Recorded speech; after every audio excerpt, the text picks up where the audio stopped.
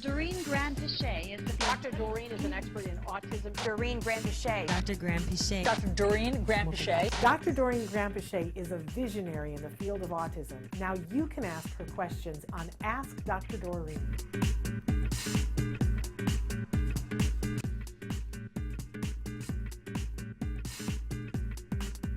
Jean wrote in and said, "Thank you for this opportunity. My son will be 8 in 2 weeks. He eats a handful of foods. He eats baked chips, peanut butter pretzels, and for dinner, a vegan grilled cheese sandwich. I use the reward system with him. He also drinks watered down green smoothies. I can't get him to stop gagging at new foods. Any tips are appreciated. I've been watching all the videos on eating and trying to follow those directions. Thank you both so much." And I think she wrote in more. I'm scanning down to see. Maybe not. Okay. Here you go. Off and running So, the food. yeah, I promise I won't go more than like 5 minutes on this, but the food issue is really important. There's two different things going on here. One is this kind of shaping procedure that we do in feeding, which I'll talk about briefly. And the other one is the actual food that you're eating or that he is eating. So, and if you're going to start with a shaping procedure, so usually what happens with our kids is that they narrow their food, they become food selective, and to a point where they are narrowing their selections down to very few things. And this becomes problematic because we can't get them to, try other things. And then as she wrote here, it just becomes to the point where, like, if you try a new food, he will gag even. So this is kind of a problem.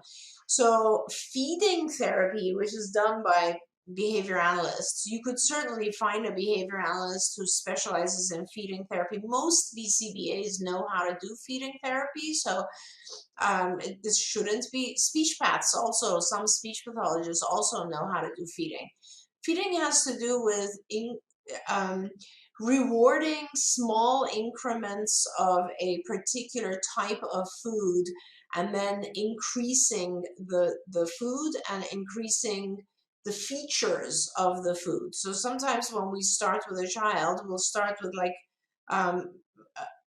a sprinkle, right? Like something that is tiny, tiny, and then you reward it with foods or things that the child wants, and then you gradually will increase the amount, but you also will increase other features that the child might reject. For instance, some children will only eat crunchy foods.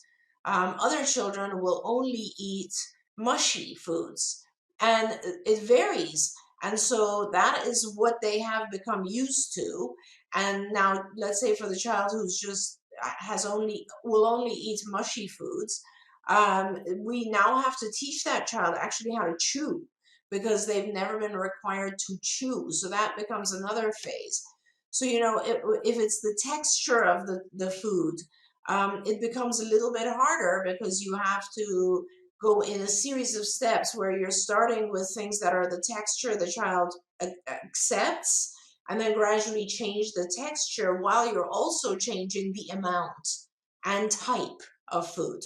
So that's the feeding therapy process, and you can look online about that, but it's just a shaping process, right? And it's like, take a little bit of the thing you don't like and a lot of the thing you do like, and now gradually I'm going to increase the thing you don't like, and I'm just going to keep your rewards going for a while, and then I will actually reduce the reward food. But with that being said, since you're starting from scratch, if it was me, because I'm starting a new feeding therapy process, I might choose foods that are good for my child, because a lot of times our kids become selective because they are consuming foods that they are actually allergic or reactive to. So I always use the example that my son used to drink chocolate milk. And while he was drinking chocolate milk, you couldn't get him to eat anything. Like, it was just chocolate milk and that's it. And so I realized that he had these like dark rings, and I was like, you know what? He's got an allergy to milk. I need to pull milk out of his diet. And it's very scary, because we're pulling out the thing that the child eats the most, right? And you're like, what if he's gonna, and he became kind of tiny at that time. But then after a little while, I introduced other types of milk, and then also his appetite started to open up and he started trying other things. Now, it's harder for some kids because they become much more selective, but reading your list of foods, he's taking in mainly casein and gluten. Like he's taking in a lot of cheese and a lot of I think you said like different things that would contain gluten. Well, she said it's a vegan cheese that he's having. Okay, good. So that could be, so you're probably not worrying too much about dairy at this point, but I'm trying to find the list. I think everything else was like, she's writing in more though now. She's eliminated dairy years ago. So great, dairy is gone. and But I don't know about gluten. right, because it sounded like a lot of the products were grains, right? So things that would contain gluten. And if that is the case, I would eliminate as much as possible gluten. If that's not the case, if you've already eliminated gluten, then all you need to do is the feeding part, which is kind of just increasing the foods to by giving him rewards, right? But it did sound to me like he is taking in a lot of gluten type products, and a lot of times gluten will do that. Let me just update you. She has said that he has been eating gluten, but she will switch breads as you suggested. She's going to do that. And that she does see that he loves crunchy foods, and she's introducing carrots today. Well, that's great. And it's wonderful. But you also need to make sure that he also does eat other types of foods, right? So I would start with a goal. This is really important because when you go to a feeding therapist, they will have goals, and it's not like every other day they're thinking of introducing something.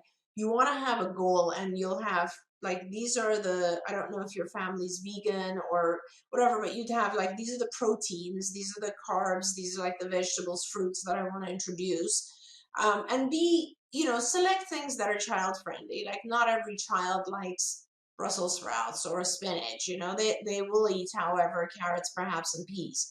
So like pick the things that are, be fair, and then put like 5 in each category and start working towards those. And like I said, like let's say you're introducing carrots, that's awesome. Oh God, I have a video of one of my kids where I was teaching him to chew carrots, and it's the cutest thing in the world. But yeah, that's wonderful, but make sure you reward it with something that is meaningful to him. So tiny bit of carrot, much more of the thing that's rewarding, and then gradually reverse that. There you go.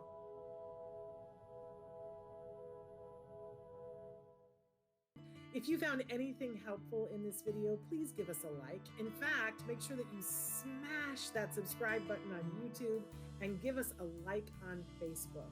You can also follow us on Twitter and Instagram for important updates. And please download our free podcast wherever you get your podcasts. See you next time. Until then, give your kiddos a hug from me and one for you too. Bye-bye for now. To subscribe, click here. And if you'd like to check out some more of our videos, click here.